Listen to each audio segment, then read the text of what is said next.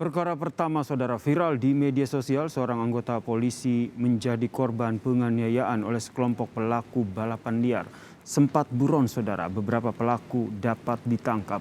Mereka disangkakan pasal penganiayaan dan juga pelanggaran protokol kesehatan.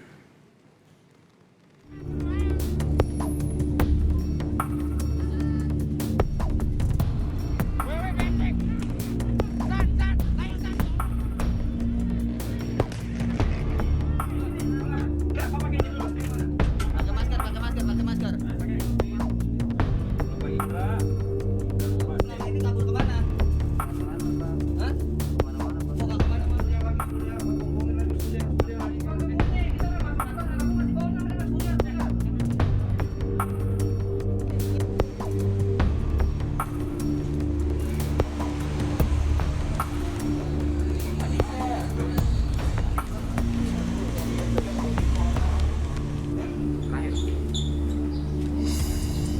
Viral video pengeroyokan terhadap seorang anggota polisi oleh para pelaku balapan liar. Mereka geram, nafsu balapan liar dibubarkan para anggota polisi. Di tengah pandemi COVID-19 dan pelaksanaan PPKM darurat, masih ada saja sekelompok anak muda yang melaksanakan kegiatan tidak perlu. Mereka melaksanakan kegiatan balap liar di kawasan Jakarta Selatan sehingga mengganggu aktivitas dan meresahkan warga sekitar. Tentu ini menjadi perhatian dan langsung ada respon dari pihak kepolisian setempat untuk melaksanakan penertiban. Namun naas, polisi yang berusia 57 tahun pada saat melakukan penertiban malah dikeroyok oleh beberapa pemuda yang pada saat itu melakukan balap liar. Sebenarnya bagaimana kronologinya? Ikuti penelusuran saya. Perkara bermula atas laporan warga kepada pihak kepolisian. Mereka terganggu atas aksi balapan liar sejumlah pemuda. Menanggapi laporan warga, polisi bergerak cepat membubarkan aksi yang sudah terjadi. Tak terima, sejumlah pemuda lantas berbalik dan melakukan penyerangan. Seorang anggota polisi pun menjadi korban dan sempat dilarikan ke rumah sakit. Memang pada subuh sesaat setelah kejadian kami menerima informasi itu dari rekan kita di Polsek Cilandak, adanya satu anggota yang mengalami perlawanan pada saat melaksanakan tugas, sehingga ini menjadi hal yang serius menurut kita, dan kami dari Satreskrim mengambil langkah untuk membentuk satu tim tersendiri dan melaksanakan kegiatan penyelidikan hingga penangkapan kepada orang-orang yang kita duga sebagai pelaku pengeroyokan itu. Kalau sudah diselidiki itu berapa Pak? Ada berapa orang yang pada akhirnya diamankan oleh pihak kepolisian? Ya, ini kan melibatkan satu atau dua kelompok, ya mohon maaf, balapan liar ya, sehingga dari hasil pendalaman kita pada hari Jumat yang lalu ada 8 orang remaja yang kita tangkap. Ya. 8 remaja yang ditangkap itu semuanya jadi tersangka atau ada yang menjadi saksi atau gimana? Ya, awalnya kita memproses pada konteks penyidikan pengeroyokan atau tindak pidana melawan petugas. Ya. Pada konteks perkara itu ada setidaknya ada 4 nama yang kita jadikan tersangka, 3 diantaranya sudah kita tangkap. Kemudian 1 masih dalam status pencarian atau DPO. Nah, kemudian kita juga mendalami dari duduk perkara yang lain. Ya, ini kan sedang masa PPKM darurat gitu. Kalau kerumunan seperti ini kita biarkan juga ini berpotensi menjadi masalah lagi gitu. Jadi terhadap 5 orang yang kami tangkap tersebut juga kita pidanakan dengan pokok perkara pelanggaran protokol kesehatan. Tapi sebenarnya waktu itu gimana sih Pak ceritanya ketika petugas dikeroyok itu pada saat itu gimana sih Pak ceritanya? Ya, ini sebetulnya juga yang menjadi keprihatinan kami ya sebagai bagian dari keluarga besar Polri tentunya. Ini jam subuh masyarakat melaksanakan aktivitas subuh dan remaja-remaja ini yang boleh dikata dari luar daerah Jakarta Selatan masih beraktivitas balap liar gitu, sehingga barangkali masyarakat pasti terganggu ya, sehingga melaporkan keadaan ini ke polsek terdekat. Nah, polsek tentunya berkewajiban merespon atau boleh dikata sebagai quick respon kita ya, sehingga dengan inisiatif dari petugas ya tentunya sesuai dengan kekuatan yang ada, rekan kita memberikan himbauan agar kegiatan ini bubar atau selesai itu. Tapi sayang, justru yang diterima di lokasi adalah perlawanan, saya kira gitu.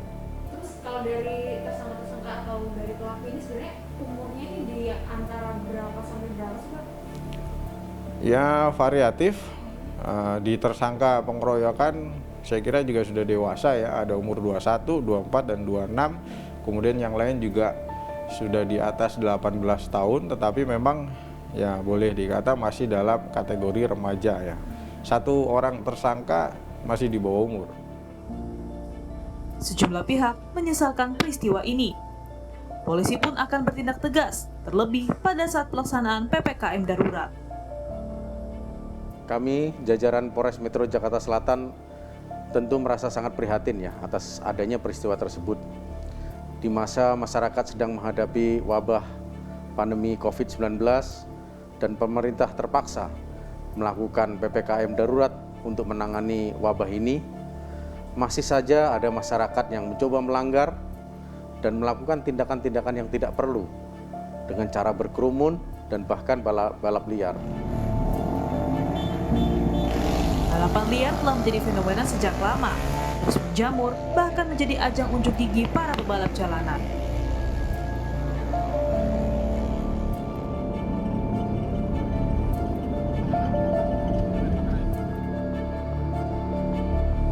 Mantan pembalap nasional Ahmad Jayadi menanggapi fenomena ini. Menurutnya, potensi para pebalap harus disalurkan. Memilih balapan di jalan adalah pelanggaran hukum, dapat membahayakan diri maupun orang lain. Saudara, masih di tengah pandemi COVID-19 dan masih dalam pelaksanaan PPKM darurat, maka saya akan mencoba untuk menghubungi dua narasumber saya melalui daring. Yang pertama nanti akan ada mantan pembalap nasional dan juga ada pakar sosiolog. Pertama saya akan menyapa terlebih dahulu mantan pembalap nasional kita, Ahmad Jayadi. Selamat siang, Mas. Siang. Apa kabar nih? Udah lama sekali ya. Baik, alhamdulillah, bersyukur banget situasi sekarang kita masih sehat walafiat ya. Alhamdulillah. Ini Mas, aku mau minta tanggapannya nih soal kemarin kasus. Ada kasus soal balap liar yang berujung penganiayaan terhadap anggota kepolisian pada saat penertiban. Iya. Dan kasus ini ada di wilayah Jakarta Selatan. Nah, kalau menurut Kak Jayadi sendiri nih sebagai pembalap profesional gitu ya, kalau melihat kejadian seperti ini masih ada balap liar dan sebagainya, ini gimana ini, Mas?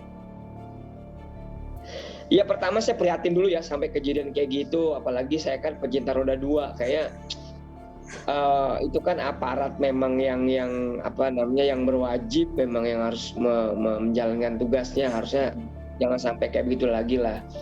Yang pasti gini, mungkin dari sudut mana kita memandang tentang balap liar ini, memang agak mungkin dari dulu sampai sekarang memang agak sulit tentang penertiban balap liar itu. Satunya adalah memang pertama dibuatkan sarananya dulu ya, artinya kemarin kan itu alhamdulillah pernah ada di Jakarta itu ada sirkuit Sentul yang 500 meter yang buat drag race-nya kan ada tuh.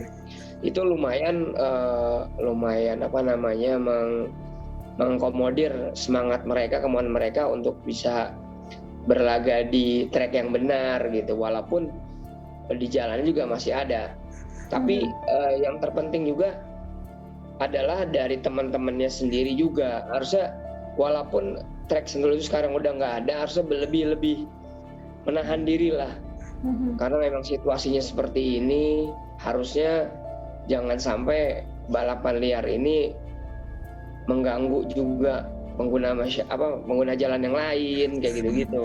Saya kira pertama kebanyakan mereka kan anak-anak usia muda yang masih belasan tahun, bahkan ada 17 tahun ke bawah malah kadang-kadang.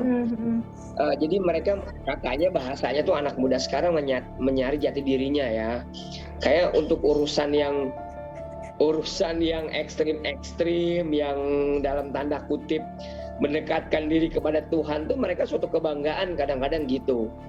Nah, sebenarnya ya ini mesti kita ada edukasi, ada penjelasan buat mereka bahwa potensinya itu sayang gitu. Kenapa nggak diarahkan ke benar-benar event yang resmi yang benar gitu. Tapi sebenarnya kalau anak-anak yang maksudnya yang suka balap liar itu mereka itu bisa jadi pembalap tanpa harus ada anggota, dan itu sebenarnya gimana sih biar bisa resmi gitu, nggak liar, itu sebenarnya gimana sih Kak? Nah itulah sebenarnya bukan nggak mungkin mereka yang berangkat dari balap liar pun bisa jadi pembalap profesional, bisa saja. Hanya saja cara mereka jalurnya sekarang salah. Mereka di event yang tidak resmi dalam tanda kutip balap liar ya. Ya makanya mereka tuh, atau ini kita perlu edukasi. Mereka itu kan juga nggak sendiri, banyak temennya, ada komunitas. Betul. Gitu. Jadi kita saling memberikan edukasi ke mereka, pengertian ke mereka bahwa ini dangerous, bahaya, baik diri sendiri buat orang lain. Kalau memang ada potensi, kenapa nggak di event yang resmi gitu. Hal ini bukan hanya kita menyampaikan aja, tapi teman-teman terdekatnya juga mesti menyampaikan itu gitu. Sebenarnya gini, beda event resmi dengan balap liar itu apa sih sebenarnya? Bedanya kalau event resmi itu event yang terdaftar di di Ikatan Motor Indonesia, event yang izinnya keluar resmi, itu kan ada syarat-syaratnya. Pertama itu adalah treknya itu sendiri, dipastikan treknya itu aman. Yang kedua, motornya sendiri harus lolos scrutineering, artinya motornya juga aman. Yang ketiga, riding gear mereka, jadi mereka dari helmnya, sepatunya, sarung tangan semua juga akan kena scrutineering gitu. Ditambah lagi otomatis peserta yang ikut itu harus membuat surat-surat resmi, misalnya KIS, mereka harus punya SIM, otomatis bikin KIS ya kan, kartu izin start, dan itu bikinnya di PPIMI gitu, dan itu baru bisa mengikuti event yang resmi. Maka kalau semua itu udah berjalan, event resminya akan safety ya, akan berjalan dengan baik gitu. Dalam kajian sosiologi dikenal dengan teori asosiasi sukarela. Rasa percaya diri bersama kelompok, para pelaku berani melakukan tindakan melawan hukum. Persepsi yang sama tentang pelanggaran hukum, mereka merasa terganggu jika kegemarannya diusik. Masyarakat yang tidak mematuhi hukum, nah khususnya tentang balapan liar ini, saya kira ini memang sudah menjadi semacam gaya dari para anak-anak muda ya, di mana-mana selalu terjadi balapan liar. Dan ketika mereka melakukan itu, pada dasarnya dari pikiran sosiologis, ini interaksi di antara mereka sebagai kelompok, katakan sebagai asosiasi. Ya, asosiasi itu adalah asosiasi sukarela. Orang-orang kalau berada dalam satu hobi yang sama, dalam hal ini adalah balap liar, itu secara sosiologis bisa dibilang sebagai asosiasi sukarela.